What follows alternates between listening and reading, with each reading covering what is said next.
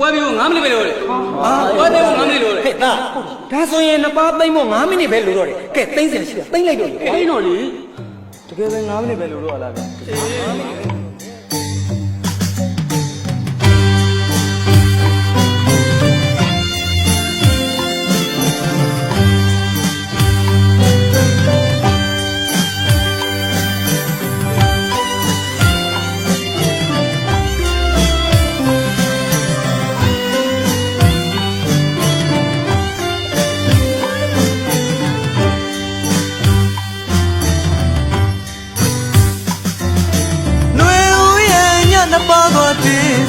ဝဲပြီးတော့မေငါမနေလို့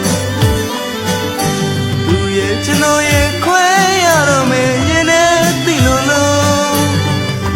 နောက်တစ်ခေါက်ထပ်ဆုံးမရသေးတိတ်ဆူတောင်းရင်ကိုရမလို့နှစ်ပါးသွားပြီးပြန်တော့မေဆိုထရင်ငါဖို့ဒီတချင်လေးမဆုံးသေးခြင်းဘူးခံစားပွဲပြီးတော့မေငါမနေလို့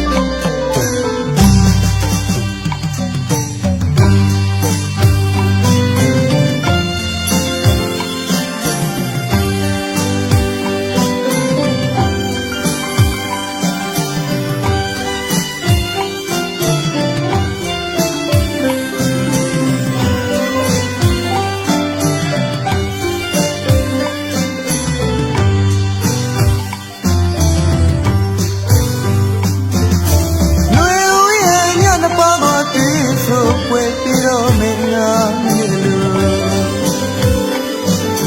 သူရဲ့ကျွန်တော်ရဲ့ခွဲရတော့မင်းရင်နဲ့သိလို့လို့နောက်ခေါက်ထပ်ဆုံးမရသေးတိတ်ဆူတောင်းရင်ကိုရမလို့